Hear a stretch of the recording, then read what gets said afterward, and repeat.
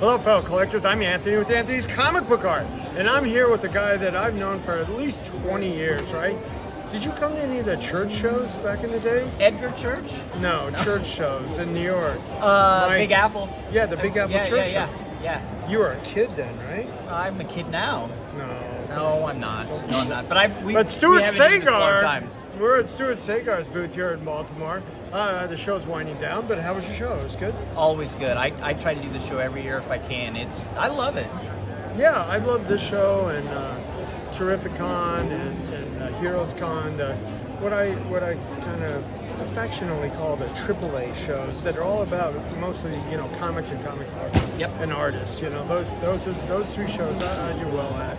You have the San Diegos and the New Yorks, but they're so expensive and such a pain. We get a little bit more time here. It's more focused. Yeah. I saw so many collectors, so many dealers, so many artists here that I have known literally for 15, 20 years. It's the Mecca. Right? Yeah. Yeah. It's good, and your artwork keeps evolving to a place where everything's very individualistic and unique, and your light sourcing is so cool. Thank you. Yeah. I'll take that. You've looked at a lot of art, so I'll take that as a nice compliment. Yeah. Yeah. I'll tell you, I'm self-taught. I broke into the industry by self-publishing a comic book called Shiver in the Dark. That was back in 2001. But since then, I've got to do a lot of work for DC, Dynamite, Upper Deck, Warner Brothers. I did a poster for the Portland Trail. The Bionicle thing you did, the event you did recently, I was attracted to that because our son is a Lego master. Bionic, that changed my life. That was my first big job. It was Lego and DC one time told me worldwide circulation on that was 31.5 million. Wow. Yeah, so they said royalties. I did just fine. Let me tell you, royalties, you don't never enough of those. But that was the thing that really broke me, and never looked back. 20 years later, yeah. Yeah, that's awesome. It was great. It was great. I learned a lot. I got the job, and I was excited. And then I breathed deeply and said, "You can't miss your deadlines." Yeah, that was it. That's awesome. But since then, right now I'm working on Alice Cooper covers for Dynamite on that. I'm going to do Conan. Earlier in the last year or so, I've done Army of Darkness. I did a Joker cover not too long ago. Deusha Thoris, whatever. That's cool. Yeah. I have an idea. Maybe we could talk about the comic book that's been in my head for the past 20 years. Your style would be great for it. You're going to write one? No, it's in my head, but I can't sit down and write it. I just got to tell you, okay, do this, do that, do the other thing. You're good at telling people what to do. Yeah, okay. well, it is my job as a boss. That's right. And I was a visual artist. I was a photographer in New York and with the ad agencies and doing advertising. So I'm very visually oriented. That's why I collected art, and that's why I built the art business when advertising got harder and harder and harder. Mm-hmm. And the art was and comics were a growth market. And, that's why I have the business I have. Did you ever think you'd turn into this 20 years ago? I'm grateful for where it's at. Yeah. Yes, I did. I mean, I did.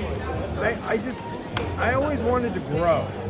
Right. I was always pushing and pushing and pushing to make it grow. So it's more like that the world caught up with my vision of what it should be. You know what I mean? I think a lot of people feel that way. I mean, because a lot of people will tell the story, they felt they were the only person collecting the stuff. Either the spinner rack, those early collectors who had like mail orders and stuff like that. How many spinner racks do you have in your house? Oh, well, I started collecting comics off a spinner rack at the 7-Eleven, and then I have a 5-pocket with just text. I have a 5-pocket with the Superman Archie. Cool. Yeah. I have a Marvel wall unit with a Hulk, Trippy Hulk, and a Ramita Thus Spider-Man. far, I have all of these. I'm looking for one that you have that I don't. And then I have a 4-pocket with the characters. I have got a wooden Dell Comics rack. Oh, I have a wooden Dell Comics rack. And then the one I didn't get. And I have a metal Dell Comics rack. I don't have that. The two I didn't get that I wish I had gotten, I passed on a flat double pocket Ziff Davis rack. I'm not kidding. I have a gold key. The spinner? No.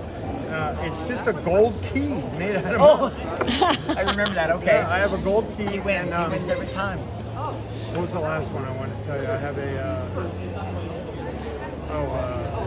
I forgot. Anyway. Dun, dun, dun. So Yeah, but I started collecting comic books off the spinner rack at the 7-Eleven, and that screechy noise is just as nostalgic to me as like looking at a 20-cent Marvel comic book. And I remember the day where Giant Size 1 came out, I pulled it up, and I'm like, wow, this is going to be a good one. And I bought 2 of them. So, and that was a whole $1 when I was, I don't know, 9 or 10 or something like that. And that, that was a big part of the budget. And, now that's the most influential turning point comic book maybe ever. Certainly from 75 after. Yeah, it doesn't come out in 75. Yeah, well, that's what launched the whole X-Men revitalization and all of it. And then 15 movies. Come on. So I'm a little bit younger than you then, but I remember going to the spinner rack, and the story that I always tell that breaks my heart. I remember when they went from 40 cents to 50. And why did that hurt? Here's why. Because you used to get $1. Right. And you could go and you could buy some comics or candy. If there were 40 cents, you get 2 comics and a little candy. The moment they went to $1 with tax, you could only get 1. Mm-hmm. Even though it was just a little bit over $1, my buying power basically was cut in half. Diminished. Yeah, I have that hurt. I have that same story when they went from 20 to 25 cents, and my buying power was diminished. And then a Slurpee with a Marvel cup or a DC cup was 25 cents, and so that all it all had to work together.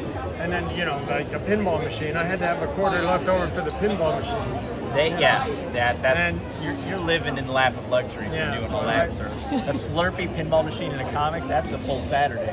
And so now I'm a professional comic artist with a major business, and I have 3 pinball machines in my house. Right of pinball? No, it's kind of Fireball. I loved Fireball. Fireball's great. I was a little kid in Vegas, and we used to go to the Stardust all the time. And one day we walked into the Stardust into the game room, and it was just 10 Fireball machines. Wow. So Fireball is very nostalgic to me as well. I would have a Fireball if I had any more room for a pinball machine. But no, I have a 1979 Hulk. Excellent. That was as seen on TV. Yeah. I have a 1980 Spider-Man. The Hulk actually came out before Spider-Man because Hulk was on TV. Right. And then I have a Space Mission, which was a huge machine, and one that was at the 7-Eleven that I used to go to. One. It has the American and the Russian space labs hooking up. Yeah, it was one of the highest, or maybe the most produced This is a dumb machine question. ever. Is it Skylab? It's not Skylab, it's Space Mission. It might have been Skylab, but yeah. so that was a mechanical still. I had just pristine, gorgeous coin-op of Gorf, and I love Gorf's video game, and I gave it to a friend of mine who has better use for it than me, and now I miss it. Can't have it all. Yeah, we've flirted with buying Ms. Pac-Man machines full size and all that stuff. But back to your self-trained art. Yeah, let's talk about that. But that's fun. Maybe we could do an hour sometime on a podcast type thing and talk about all this nostalgia. It's obvious you were influenced by like Bill's art, but I mean it's great. It's not, you're influenced there. The influence is obvious, but you've refined it. Like she's prettier, so not, you can not look so at this. directional. When I tell people one of my influences is Dan DiCarlo, you see that and you get it. Yeah. Okay. So I always tell people it's like really DiCarlo, and once you look, you can find it. But my guy growing up was Neil.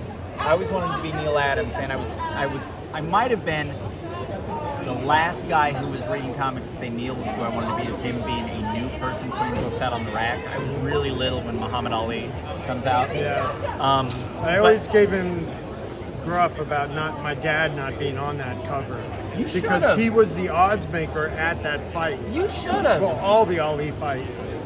That what I mean. He would have been the odds. That didn't even occur to me, but absolutely you should have. Well, my dad actually won an Emmy for live coverage of a boxing event, the Muhammad Ali Leon Spinks first match, where Spinks beat Ali. I want you to know I didn't follow boxing, but I grew up watching your dad and Irv Cross and Brent Musburger. I forget it there, but.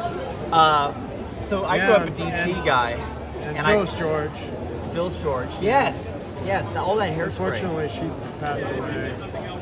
But I grew up Irv's gone come on, too we gotta now. talk about comics now. I grew up an Adams guy, but I couldn't get enough of that, so I always read Harold Raven Bold, which I Yeah, thought would be sure. good fill-in. We have such similar taste. Well, here's We what really hurt. do. I was a DC diehard guy, and I wasn't a Marvel guy. I just knew what I liked.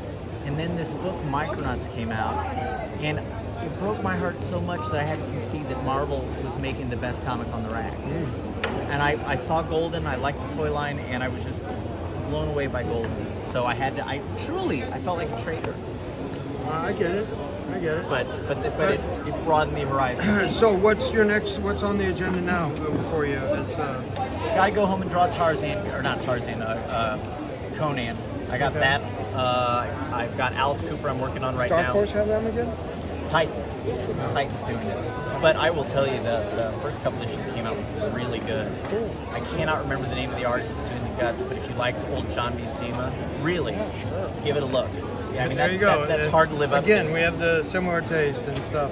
It's really nice talking to you, Stuart. Oh, yeah. You're a very bright, fun guy I've done to this talk a to. little while. Fun guy! Ish. Anyway, so Fun-ish. I'm here with Stuart Saygar. I'm Anthony with Anthony's We are Comic at the Book Art. Baltimore Comic Baltimore Con. Comic Con, We're and here we will and you're see you not. in New York. Oh yeah, you're gonna be there? Yeah. Of course you're gonna be there. I am Bye, New you York. guys. I just don't like